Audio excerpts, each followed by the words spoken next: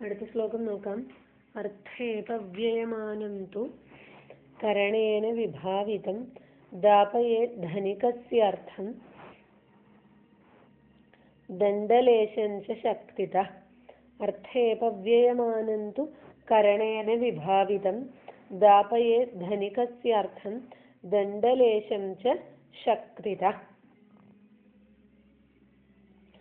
അപ്പോൾ അർത്ഥേ അപവ്യയമാനം തു കരണേന വിഭാവിതം ദാപയേൻ ധനികസ്യ അർത്ഥം ദണ്ഡലേശം ച ശക്തിതഃ. ഇങ്ങനെയാണ് പദച്ഛേദം വരാം. അപ്പോൾ വ്യാഖ്യാനം നോക്കാം. അർത്ഥേ ദ്രവ്യേ അപവ്യയമാനം. അപവ്യയമാനം എന്നതിന് നിന്നവാനം എന്നർത്ഥം. മറച്ചു വെച്ചിരിക്കുന്നത്. തു പുനഃ കരണേന. കരണം ഇത്യുക്തെ സാക്ഷ്യാദിന പത്രേണ വാ വിഭാവിതം പ്രകടീകൃതം അർത്ഥം ധനികസ്യ രാജാ ദാപയേത് ച പുനഃ ശക്തിതഃ. ശക്തി അനുസാരേണ അധർമ്മസ്യ ദണ്ഡലേശ കാര്യ.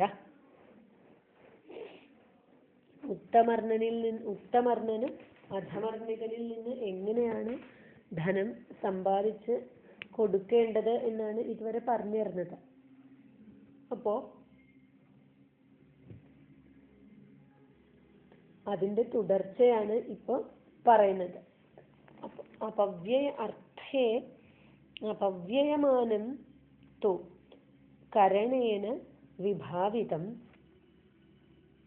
ധനികസ്യ അർത്ഥം രാജാ ദാപയേത് ശക്തിതഃ ദണ്ഡലേശം ച ദാപയേത് എന്ന് അന്വയം വരും. അപ്പോൾ ഇവിടെ ആശയം നോക്കുമ്പോൾ ദ്രവ്യേ അപവ്യയമാനം, ദ്രവ്യം സ്വത്ത്, മറച്ചു വെച്ചിരിക്കുന്ന സ്വത്ത് പിന്നീട് സാക്ഷിയോ അല്ലെങ്കിൽ ഏതെങ്കിലും തരത്തിലുള്ള എഴുത്തുകുത്തുകളോ അങ്ങനെയൊക്കെ ഉള്ളതിലൂടെ കരണേന, അതാണ് കരണേന, സാക്ഷ്യാദിന കരണേന വിഭാവിതം വെളിപ്പെടുത്തുന്നത്.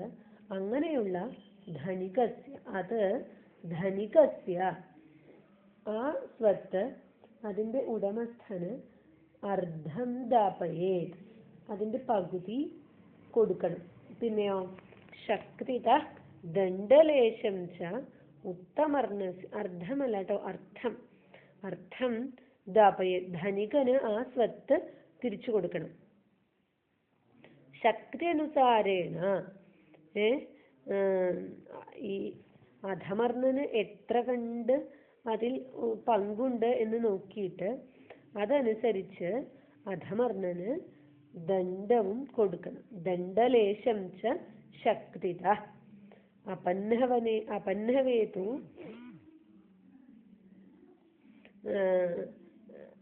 ദ്വിഗുണം ഇതി വക്ഷ്യമാണ് ദശമഭാഗദണ്ഡാദ്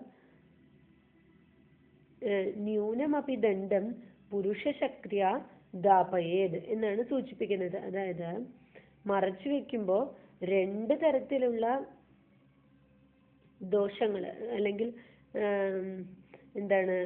നേട്ടങ്ങൾ ഉണ്ടാകും എന്ന് ഇനി പറയാൻ പോകുന്നുണ്ട്. അതുകൊണ്ട് ശക്തിത ദണ്ഡലേശം ച ദാപയേത് എന്നാണ് ഇവിടെ സൂചിപ്പിക്കുന്നത്. ശക്തി അനുസാരേണ, പുരുഷ ശക്തി അനുസാരേണ ദണ്ഡലേശം ച ദാപയേത് എന്ന് ഈ ശ്ലോകത്തിന്റെ ആശയം. അപ്പോൾ ദ്രവ്യം മറച്ചു വെക്കുന്നവന്റെ,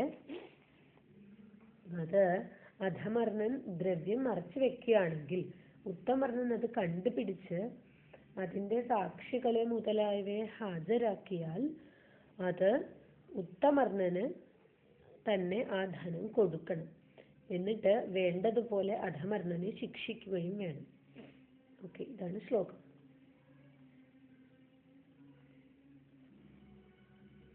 അടുത്ത ശ്ലോകം.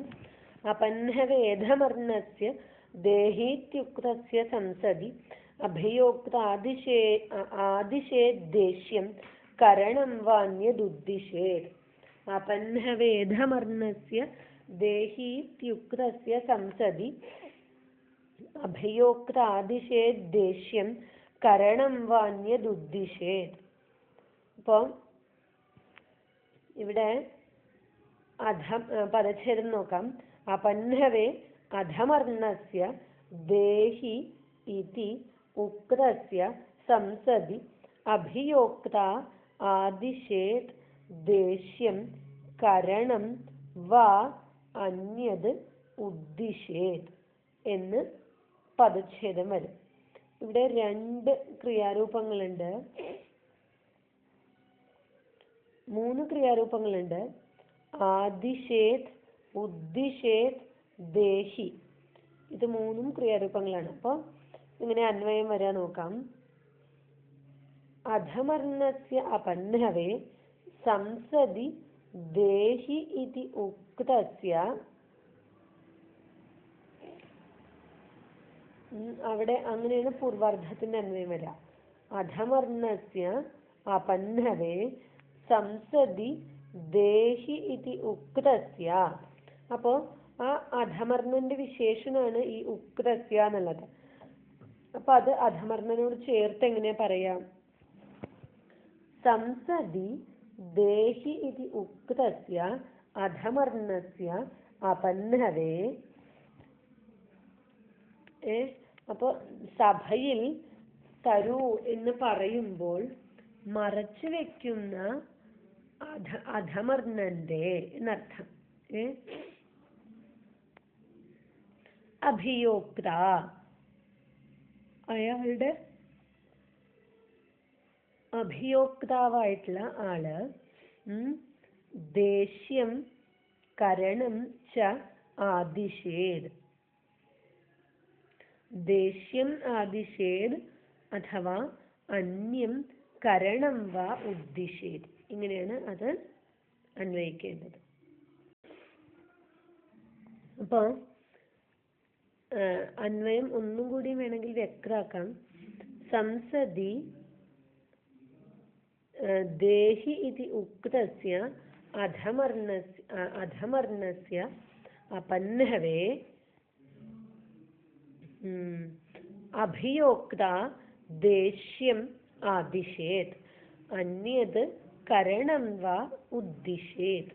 ഇങ്ങനെയാണല്ലോ അന്വയം വന്നത്. അവിടെ അഭിയോക്ത എന്ന വാക്കിന് ഉത്തമർണഃ എന്നർത്ഥം, കരണം എന്ന വാക്കിന് പത്രം എന്നർത്ഥം, ദേശ്യം എന്ന വാക്കിന് സാക്ഷിണഃ മുതലായ ഏതെങ്കിലും തരത്തിലുള്ള അതിന് തെളിവ് കൊണ്ടുവരുന്ന കാര്യങ്ങൾ, അതാണ് ദേശ്യം. കരണം പത്രം, അന്യത് അല്ലെങ്കിൽ അതല്ലാതെ മറ്റെന്തെങ്കിലും അത് വ്യക്തമാക്കണം, കൊണ്ടുവരണം എന്നാണ് പറയണത്. സഭയിൽ തന്നാലും എന്ന് പറയുമ്പോൾ അധമർണൻ എൻ്റെ കയ്യിലൊന്നും ഇല്ല എന്ന് മറച്ചു വെക്കുകയാണെങ്കിൽ ഉത്തമർണൻ എന്ത് ചെയ്യണം? സാക്ഷ്യാദികളായിട്ടുള്ള കാര്യങ്ങൾ ദേശ്യം ആദിശേത്, സാക്ഷ്യാദിഭ്യ ആദിശേത്. രാമചന്ദ്രന്റെ വ്യാഖ്യാനം നോക്കൂ.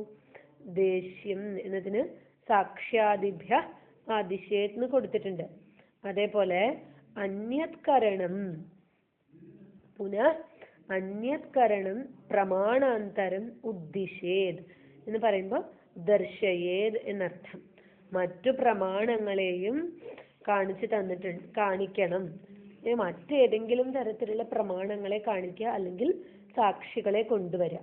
ഇങ്ങനെ ചെയ്തു കഴിഞ്ഞാൽ അധമർണനെ സഭയിൽ തോൽപ്പിക്കാൻ സാധിക്കും. അതാണ് ഇവിടെ സൂചിപ്പിക്കുന്നത്.